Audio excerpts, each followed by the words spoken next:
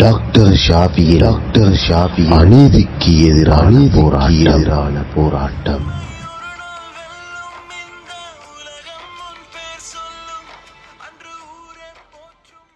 பாகம் 11.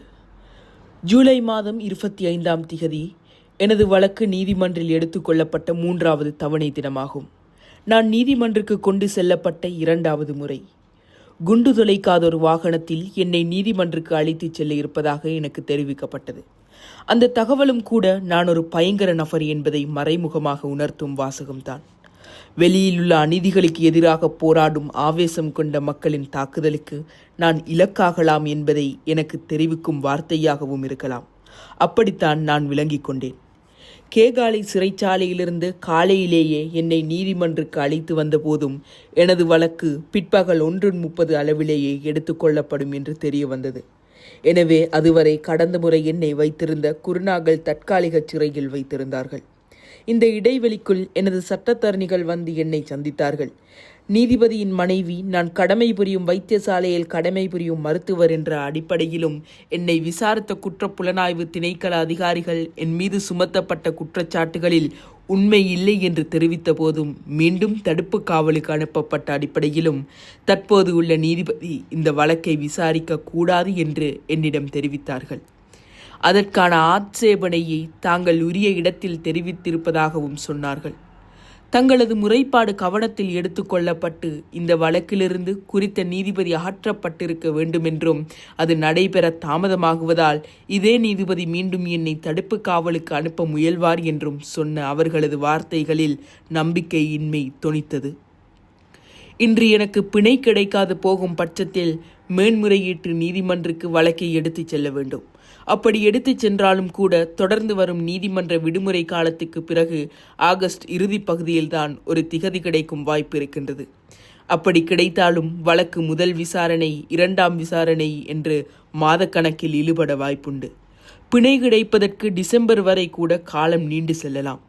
குற்றச்சாட்டுகள் எவையும் விசாரணையில் நிரூபிக்கப்படாத நிலையில் என்னை மீண்டும் தடுத்து வைத்திருப்பதில் எந்த நியாயங்களும் இல்லை என்பதை நீங்கள் எடுத்துச் சொல்லி நம்பிக்கையுடன் வாதாடுங்கள் என்று நான் அவர்களிடம் கேட்டுக்கொண்டேன். அன்றைய நீதிமன்ற வாதாட்டத்துக்காக மட்டும் ஒரு சட்டத்தரணிக்கு 25 லட்சமும் மற்றவருக்கு 8.5 லட்சமும் நான் செலுத்தியிருந்தேன்.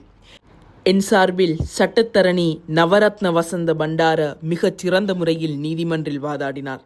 வாத விவாதங்கள் பிற்பகல் 4:45 வரை நீடித்தன. நீதிபதி 1 மணி நேரத்தில் தீர்ப்பு வழங்குவதாக சொல்லி எழுந்து சென்றார். ஆனால் 5:45க்கு அவர் வருகை தரவில்லை. 6:30 தாண்டியும் கூட நீதிபதி இருக்கைக்கு வருகை தரவில்லை. தடுப்பு காவல் சிறையில் இருப்பவரின் வழக்கு விசாரணையின் போது உரிய நபரை நீதிமன்றக்குள் உள்ள ஒரு கம்பி கூட்டுக்குள் தான் வைத்திருப்பார்கள். பிணையில் விடுவிக்கப்பட்ட பின் நடக்கும் விசாரணைக்குத்தான் குற்றம் சுமத்தப்பட்டவர் வெளியே இருக்க முடியும். எனவே என்னை அங்குள்ள கம்பி கூட்டுக்குள் தான் வைத்திருந்தார்கள். நான் உட்பட எனக்காக வந்த பலர் நோன்பு நோற்றிருந்தோம். அங்கேயே நீரருந்தி நோன்பை துறந்து கொண்டோம். மாலை 6:50க்கு நீதிபதி ஆசனத்துக்கு வருவதாக அறிவிக்கப்பட்டது. அவர் வந்து அமர்ந்து 6 பக்கங்கள் கொண்ட அவரது முடிவை வாசிக்க தொடங்கினார். இந்த அடிப்படையில் இவரை தொடர்ந்தும் தடுத்து வைத்திருக்க முடியும், இந்த அடிப்படையில் பிணை வழங்க முடியும் என்று மாறி மாறி சட்ட விளக்கங்களை வழங்கி கொண்டே வந்து சில நிபந்தனைகளின் கீழ் பிணை வழங்குவதாக இறுதியில் அறிவித்தார். அவர் தனது அறிக்கையை வாசிக்க ஆரம்பித்ததிலிருந்து இறுதி வார்த்தை முடியும் வரை நான் இறைவனை பிரார்த்தித்தபடி உள்ளே அமர்ந்திருந்தேன். இறைவனின் நாட்டம் இல்லாமல் நீதிபதியின் பேனா கூட அசையாது என்ற மிக உறுதியான நம்பிக்கையில் நான் இருந்தேன். 25 லட்சம் ரூபாய் பெறுமதியான நால்வரின் சரீரப்பிணை, 2.5 லட்சம் பிணைத்தொகை ஒவ்வொரு ஞாயிற்றுக்கிழமையும் கொழும்பிலுள்ள குற்றப்புலனாய்வு திணைக்களத்தில் கையெழுத்திடுவது போன்ற நிபந்தனைகளின் அடிப்படையில்தான் இப்பிணை வழங்கப்பட்டது. நீதிமன்றிலிருந்து நான் சுதந்திரமாக வெளியேறுவது ஆபத்தை விளைவிக்கும் என்பதால் சிறைச்சாலை வாகனத்தில் வந்து சிறைச்சாலையிலிருந்து, அதாவது ஓரிரவு தங்கி நாளை நீங்கள் அங்கிருந்து வெளியேறுங்கள் என போலீசார் கேட்டுக்கொண்டனர். பிணை வழங்கப்பட்டது என்ற பிறகு நான் கொல்லப்பட்டாலும் கூட சிறைச்சாலைக்கு வரப்போவதில்லை என்று அவர்களுக்கு சொன்னேன். அப்படி யாராவது என்னை சுடவோ தாக்கவோ வந்தால் வரட்டும், அவர்களை நான் பார்க்க வேண்டும் என்று அவர்களிடம் உறுதியாக சொன்னேன். உண்மையில் அந்த நேரம் என் மனதில் இருந்தது ஒரே ஒரு வெறிதான். எனக்காக நீதிமன்றக்கு வந்திருக்கும் மக்கள் என்னோடு பேசாமல், சைகை புரியாமல் ஆவலுடன் காத்திருந்த மன ஓர்மை தந்த தைரியத்தின் உச்சகட்டம் அது என்றே நினைக்கின்றேன். அவ்வேளை இன்னொரு சிக்கலும் போலீசாரால் எதிர்பார்க்கப்பட்டிருக்கலாம். என் வழக்குக்காக வந்த இளைஞர்கள் என்னை குழுமி சத்தமிட்டு விட்டால் எதிர்த்தரப்போடு கைகலப்பு ஒன்று ஏற்பட்டு விடலாம் என்று அவர்கள் நினைத்திருக்கக்கூடும். சத்தமிடாமல் அமைதியாக இருந்தாலும் கூட கோபத்தில் அவர்களில் ஒருவர் மீது வேறு யாராவது ஒருவர் தாக்குதல் நடத்தி ஒரு பிரச்சினையை புதிதாக உருவாக்கலாம் என்றும் கூட அவர்கள் நினைத்திருக்கலாம். போலீசார் செய்வதறியாது கைகளை பிசைந்து கொண்டிருந்தார்கள். இப்பிரச்சினையை வேறு விதமாக தீர்க்க முடிவெடுக்கப்பட்டது. சட்டத்தரணி சைனாஸ் என்பவர் தனது கோட்டை எனக்கு தந்து போட்டுக்கொள்ள சொல்லிவிட்டு என்னை போல் கழுத்துப்பட்டி அணிந்து கொண்டு வெள்ளை மேற்சட்டையுடன் அவர் வெளியே சென்றார். நான் சட்டத்தரணி ஷிராஸ் நூர்தீனுடன் நீதிமன்ற பின்கதவினூடாக வெளியேறி அவரது வாகனத்தில் ஏறிக்கொண்டேன். சட்டத்தரணிகளின் இந்த முடிவுக்கு போலீசார் உடன்பட்டார். அவருடன் சென்று குருநாகல் மல்வப்பிட்டி என்ற இடத்தில் நிறுத்தப்பட்டிருந்த எனது ரசாயனவியல் ஆசிரியர் ஃபஹ்முடீன் அவர்களது வாகனத்துக்கு மாறினேன். அதனுள் கொழும்பிலிருந்து வந்த எனது மனைவியும் இருந்தார். அவர்களுடன் இணைந்து கொழும்பு நோக்கி பயணம் செய்தேன். வளமை போன்று கண்டி வீதியினூடாக இந்த பயணம் இடம்பெறவில்லை. புறப்பட்டதிலிருந்து உள்வீதிகளினூடாகவே என்னை அழைத்துச் சென்றார்கள்.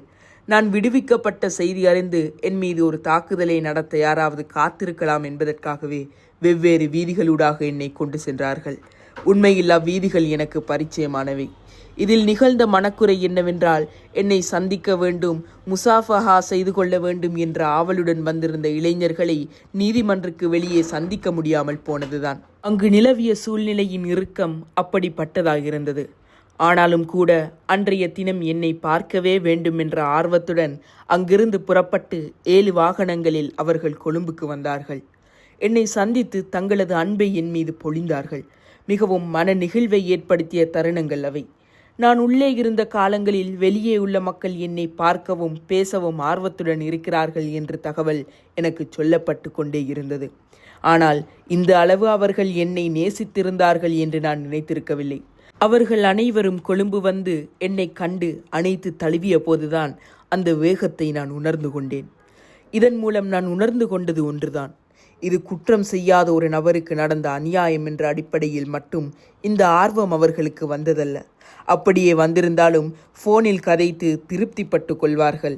இல்லையெனில் ஒரு சந்தர்ப்பத்தில் ஆறுதலாக சந்தித்து பேசிக்கொள்வார்கள். என்னை வைத்து முழு சமூகத்தையும் இட்டுக்கட்டுக்குள்ளும் அபாயத்துக்குள்ளும் தள்ள நினைத்து தயாரிக்கப்பட்ட திட்டம் இது என்பதை முழு முஸ்லிம் சமூகமும் விளங்கி கொண்டது. அந்த தார்மீக கோபத்தின் விளைவுதான் இந்த ஆவல் என்பதை என்னால் விளங்கி கொள்ள முடிந்தது. டாக்டர் ஷாஃபி அநீதிக்கு எதிரான போராட்டம்.